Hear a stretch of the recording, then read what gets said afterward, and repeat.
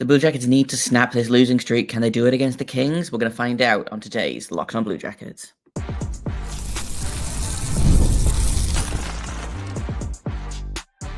You're Locked On Blue Jackets, your daily podcast on the Columbus Blue Jackets, part of the Locked On Podcast Network, your team every day. Hello and welcome to Locked On Blue Jackets, part of the Locked On Podcast Network, your team every day. I am, as always, your host, Jay Foster, here to give you the good, the bad, and the ugly about your favorite team and mine, the Columbus Blue Jackets. Before we get things started, I want to thank everyone for making this your first listen of the day every single day. Locked On Blue Jackets is free and available on all podcast platforms and over on YouTube. I also have to let you know that today's episode is brought to you by FanDuel. Start the season with a big return on FanDuel. New customers place a $5 bet, and if you win, you're going to get $150 in bonus bets. Just visit FanDuel.com to get started. Got a couple of games to talk about today, actually. Blue Jackets have another weekend back-to-back. So they are facing off against the Kings tonight, and then tomorrow they're facing off against the Ducks. Two very different teams, one of which I understand a lot more than the other one. The Kings are fascinating to me. They are, last I checked, sitting at the top of the Pacific, or near enough the top of the Pacific. They are currently, I should have pulled up the standings. Take a drink if you are playing along at home. Jay needs a tab that he does not have open. Okay, so they're kind of flip-flopping with the Vegas Golden Knights at the minute. They've got 19 points in 15 games. They're 8-4-3. But they've also they've won big and they've also lost big as well. So again, they're on a 4-game winning streak, a 3-game winning streak. Excuse me. They were on a 2-game winning streak. They lost to Vancouver 4-2, but before that, they won 5-1. They won 3-0 against the Preds. The 5-1 win against Minnesota, one of the better teams in the league. And then they turn around and they lose in a shootout to the Chicago Blackhawks. Beat Vegas, lose to the Sharks, beat the Sharks, lose to Vegas, beat the Ducks, lose to the Leafs. They were part of that 8-7 nightmare game with the Senators where they lost in overtime. There's just so much happening with the Kings, and I don't understand. They've flattened out a little bit and become a little bit more kind of reasonable, I guess is the name, but they mostly seem to be doing a little bit of what the Blue Jackets are doing, which is they are scoring a bunch of goals, and the goaltending is just kind of there. Admittedly, they're top 10 in the league in goals against per game. They're allowing an average of 2.93 goals a game, so just under 3, and they're scoring 3.2 goals per game. So again, they're winning every game 3.2 to 2.9. That's not how math works, but it's for this purposes of this. But the goaltending, Darcy Kemper is only rocking a 900 save percentage. He's 4-1-3. David Riddick, the backup, is rocking an 8.84. He's 4-3. So I think the thing is they're not letting a lot of shots through. I would love to know, actually, and we have the technology to figure this out, what kind of shots they're allowing per game, because my guess is not a ton, which might be a problem for the Blue Jackets, because they have kind of been, they're allowing the second fewest shots on goal of any team, 25.3. Only Carolina is allowing fewer. Which might be a problem. The Blue Jackets are currently shooting at about 30 shots a game. They are scoring on, let's say, probably an average of, again, I think they're shooting at about 10%, which is not terrible. Would like it to be a little bit better, but very much could be worse. The problem is the Blue Jackets' goals against per game has dropped dramatically. Partially that's a case of they really regressed to the mean with the 2 games against Winnipeg and Washington. But the last thing that they want to do here is get into some kind of not even necessarily a track meet with these guys, but I feel like it might very easily turn into, well, one team scores, so the other team scores, so the other team scores, so the other team scores, and then before you know it, it's 4-3 at the end of the first period. They've had 7 goals scored, and everything is happening, you know? So that's kind of my biggest concern with the Kings is I don't really know what to expect from this game. Their goaltending is fine. Their goal scoring is fine. Their special teams are below average, let's be honest, but so are the Blue Jackets. The Kings are 24th on the power play and 17th on the penalty kill, both of which are lower than the Blue Jackets, who are sitting at 25th and 13th. Their face-off percentage, average. Goals for per game, average. Goals against per game, better than average. But again, looking at the players in terms of players that are standing out, they've got 4 players that have hit double digits in points. Andrzej Kopitar is leading the way despite being a million years old. Alex Laferriere is actually second on the team in scoring right now, which feels wild. This is going to come back and bite me. I do sometimes call him Wish.com Alexi Lafreniere. He's definitely going to score at least 1 goal tonight because I've said that. Adrian Kempe with 12, Kevin Fiala with 12. Philip Deneau kind of having a quiet-ish start to the season. Quentin Byfield having a quiet-ish start to the season. And then again, in terms of defense, obviously Drew Doughty is out long-ish term, but don't worry, they've got Brent Clark, who has 12 points in 15 games so far. Vladislav Gavrikov, our old friend, is leading the way in time on ice for the team. He's averaging over 23.5 minutes a game. So, again, the Kings are doing fine. There's no one that I'm sitting there and is like, oh man, I am terrified of this dude specifically, except I guess maybe Andrzej Kopitar, probably Brent Clark, but it's just a very kind of it's a team I feel like that is, again, more than the sum of their parts. Some players are kind of underperforming, some players are overperforming. And I don't understand any of these numbers, basically. I expect Kopitar to be up there in points. I expect Kempe to be up there in points now that they figured out that he's actually a winger and not a center. Losing Pierre-Luc Dubois apparently has done wonders for this team. They're a little bit weaker down the middle, but they've got Kopitar and Phil Deneau, 2 of the best centers in the league for my money. So this is going to be, I think, probably the toughest game of the West Coast swing. So the Blue Jackets, obviously, they're facing up against the Sharks, where we don't want to talk about it. They're playing the Kings tonight, the Ducks tomorrow, and then I want to say on Tuesday or Wednesday night, they've got the Seattle Kraken, who are also struggling, shall we say. They just beat the Golden Knights, which is, always fun when a team beats the Knights. But they're currently sitting 6th in their division with only 13 points in 15 games. The Pacific Division is kind of a nightmare, by the way. 4 teams are above 500 right now, and 4 teams are below it. 3 teams, I would say, are significantly below it. In the Kraken, the Ducks, and the Sharks, but also the Sharks beat the Blue Jackets. So it's tough to sit here and say, oh yeah, this division is wild. Central Division looks like it's going to be shaping up, but then you look at the Metropolitan Division, for example, and 6 of their teams are 500 or better. The only teams that aren't are the Penguins and the Flyers. Again, similarly, the Atlantic, 5 teams are above 500 there. The only teams that aren't, the Sabres, the Senators, and the Canadians. So Pacific is kind of a weird division. It really is kind of feast or famine in that division. The Kings are at the top of that kind of feast side of things. How do the Blue Jackets beat them?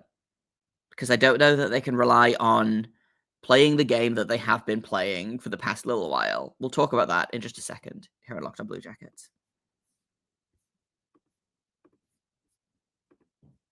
First, I'm going to tell you about Game Time, because I don't know about you, but I love last-minute hockey. Sometimes I finish work, I'm like, hey, let's see what's going on. When I'm in California, I love to go see Sharks games because the tickets are super cheap, and I always get great seats on Game Time. They've got a ton of different options. They've got a ton of really cool features. They've got a brand new feature called Game Time Picks, which basically curates the available tickets. It only shows you the best deals, so you don't have to sift through. And again, it's the Sharks. There's approximately 10,000 seats for sale on any given day.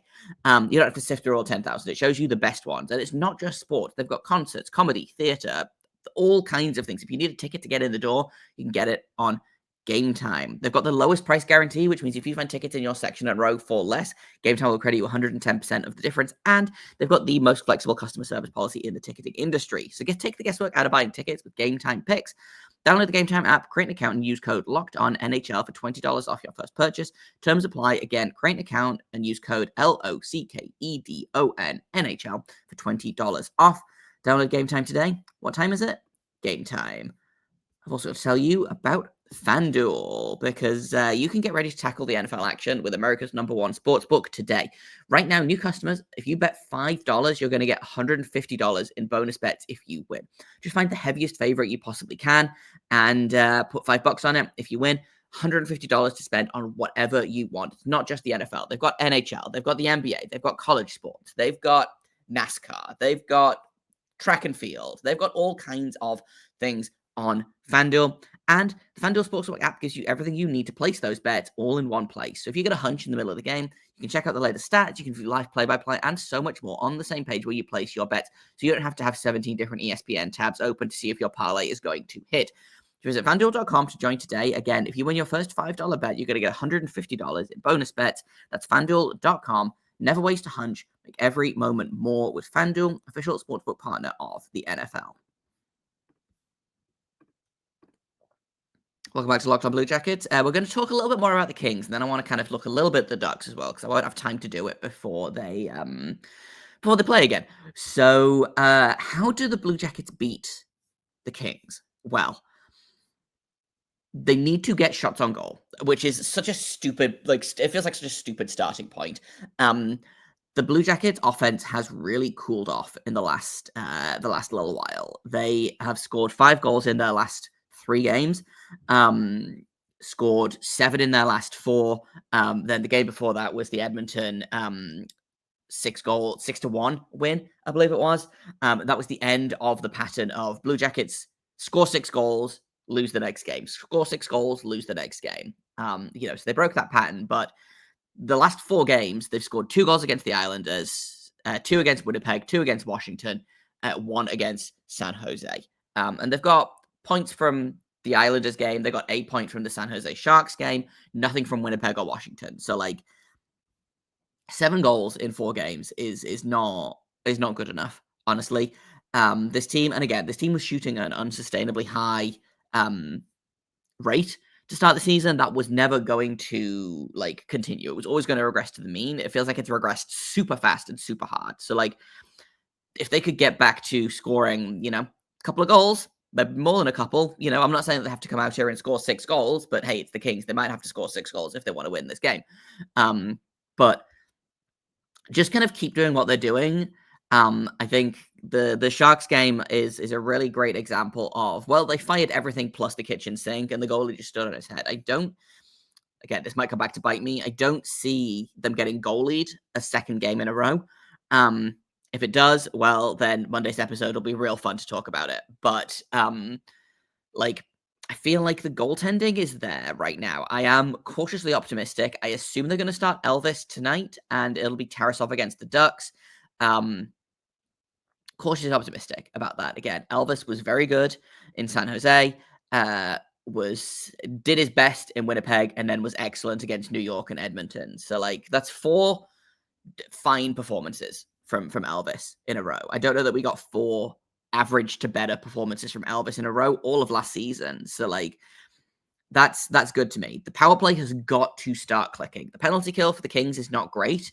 And the Blue Jackets, I believe, went 0-3 against the Sharks, who have a miserable special teams as well. So power play, got to keep going. That top line, got to start producing again. I say start, it's stopped. Kromachenko scored the only goal against the Sharks. He is leading the team in points still. He's got 13 in 12 games, 5 goals. Sean Monahan has 6 goals in 12 games, 11 points. Chinikov taking 3rd place on that. Zach Werenski has 9 points in 12 games as well. It's all kind of clicking along in terms of the top forwards, and then Werenski and Provorov has been fine. He's not putting up the points, but I'm not I'm not sitting here being like, man, I wish we were getting more points from Provorov. I would rather he be better defensively and sacrifice some of that offense, especially when he's playing with Zach Werenski, who, like, that's all the offense you need on that pairing. You know, you don't need two defensemen jumping into the rush, and like sometimes you look up and both defensemen are like behind the other goalie's net, and that makes me want to yell. You know, but Provorov is doing his job. He's playing a little bit more defensively responsible. I'm fine with that. Severson has had a good game in San Jose, had a fine game against, I want to say, the Islanders. He was really quite good in as well. So, you know, it's all kind of coming together. It sounds like David Jiricek is going to be back in. It doesn't sound like there's any kind of lineup changes, which means that I want to say Zach Aston Reese is going to be sitting out. He sat out against the Sharks, I believe. Anyway, I might be making that up. It was either Aston Reese or James Van Reeves. Like, one of them sat out. I imagine the same guy will be sitting out. It doesn't look like they're changing up anything, or they hadn't when they practiced yesterday. So, again, like, it kind of feels bogus to have this be advice, but just kind of like keep doing what you're doing. 2 games against 2 of the best teams in the league, and you kind of fell at that. Got goalied by San Jose. This is going to be a really interesting test, I think, because I don't think the Kings are as good of a team as Winnipeg or Washington. They are demonstrably better than the Sharks, but I also, no one saw the Sharks' performance coming. You know, no one saw Vitek Vanacek's performance coming, I should say. The Sharks were basically as advertised. Vitek Vanacek was like, yeah, I'll make 49 saves and get an assist on the overtime winner. Why not? You know, so I feel like if the Blue Jackets just kind of play their game and make it just kind of unpleasant for the Kings, it feels very winnable. You don't want to drop a 4th game in a row. You don't want to do that. And I'll tell you why that is when I talk about the Ducks in a minute here. But like, just to kind of go over the Blue Jackets as a whole, like, their numbers are good. Their underlying numbers are really much better than what I expected, you know, and how much of that is goaltend, how much of that is coaching versus how much of that is like the new personnel versus how much of it is like buying into the coaching, because I feel like they never really bought in last year, which is kind of one of those intangibles that it is what it is. You know, I don't generally buy the concept of buying in, but you can't deny that Dean Evason has had an effect on this club. And so far has exceeded expectations. You know, is it going to continue all season? Probably not. But as of right now, exceeding expectations. Would love to know what's going on with like some of the lineup choices. Like, fascinated by the Sean Corrali. Not benching, but he's playing like the least of any forward on this team. And not by a lot. I think he's got 10 seconds less on average than James Van Riemsdyk, but like, again, I'm fascinated. I want to know what's going on there. Would love to see David Jiricek get more ice time.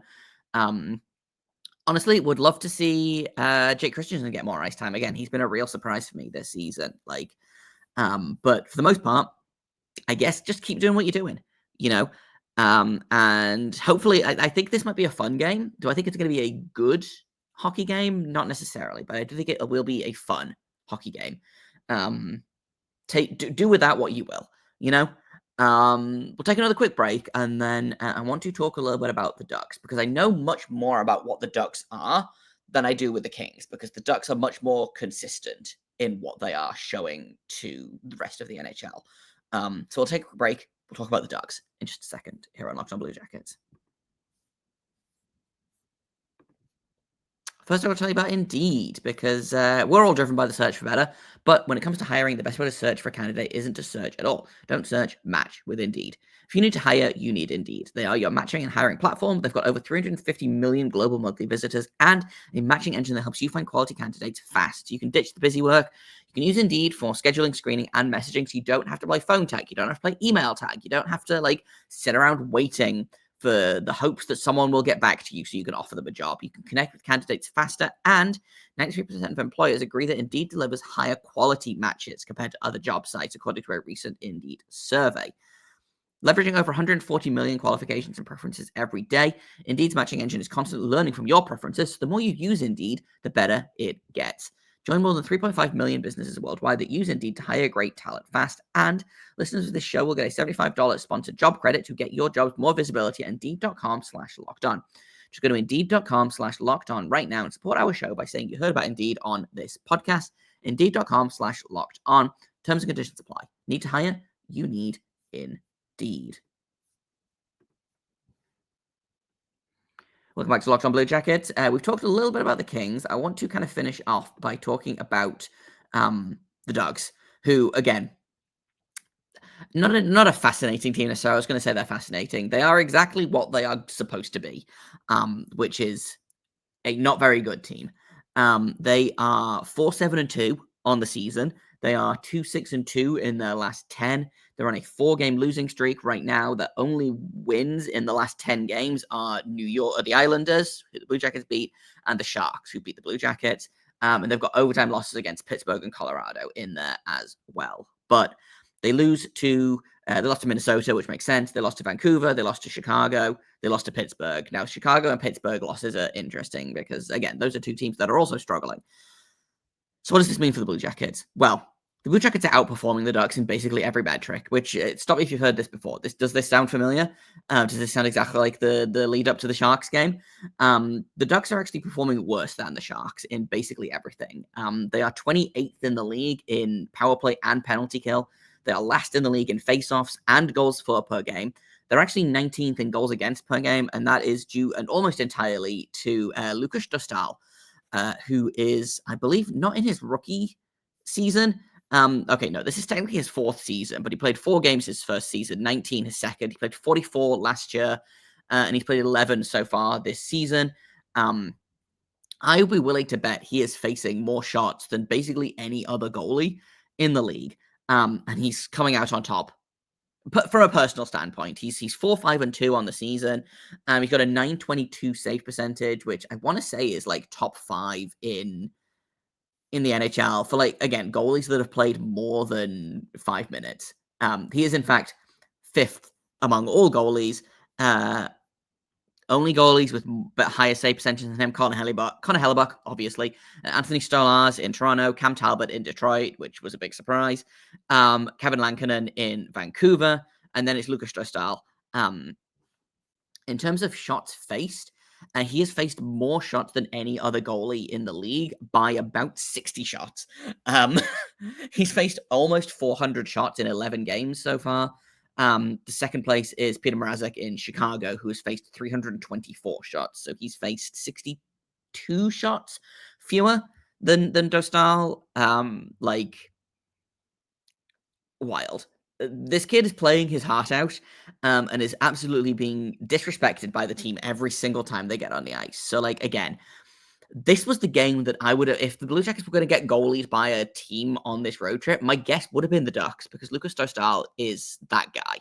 You know, has he had bad games? Sure, he's had bad games. You know, he actually has had a couple of rough games back to back. But he's had in his 11 games so far, he started the season with a shutout, a 30 save shutout, in fact. And then the other 10 games, 3 of them he has had, 4 of them he has had a sub 900 save percentage. He's had 3 rough games in a row. Against Minnesota, 5 goals on 31 shots. Against Vancouver, 5 goals on 37 shots. Against Chicago, 4 goals on 29 shots. And then before that, he made 43 of 45 saves to lose in overtime to the Penguins. So, like, again, a real kind of up and down. He had 6 good games in a row. He's on 3. He's 3 bad games on the bounce. This is going to be the game changer for me. For the Ducks in this. Like, Mason McTavish is out here having not necessarily a breakout season, but is doing really quite well for himself. I believe he's leading the team. Troy Terry is leading the team. He's got 10 points in 13 games. That's the only Ducks forward to hit double digits. The defense is not really adding much because the defense is there. It exists. Trevor Zegras struggling early this season.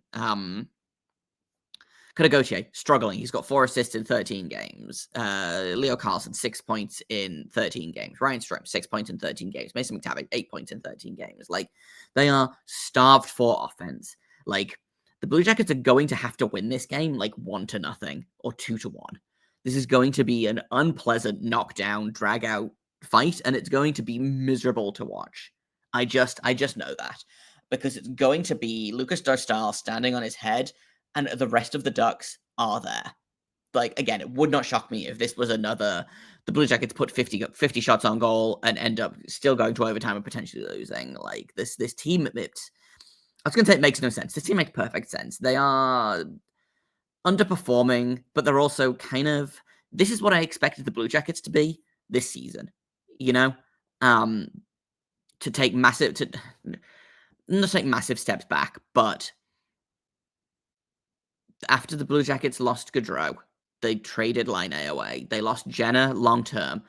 I was like, okay, well, there's 3 of your top 6 forwards that just aren't here anymore. They're not going to be able to replace them. Is Sean Monahan going to step up to the plate? You know, he's had 2 good seasons in a row with Montreal, and then a little bit with Winnipeg as well at the end there. What's going to happen? And it turns out what's going to happen is they're all going to kind of band together and be more than the sum of their parts, whereas the Ducks seem to be playing it like they are less than the sum of their parts. You know, they've got talent on this roster.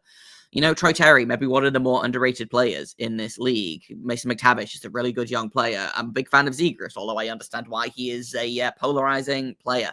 Kudagoche, when he figures it out, is going to be fun. Leo Carlson is going to be fun. You know, I'm a big Leo Carlson fan. Am I thrilled the Ducks took him so the Blue Jackets could have Fantilli? Yes. However, if the Blue Jackets had ended up with Carlson, I would have been thrilled with that as well. You know, the defense is young; it'll get there.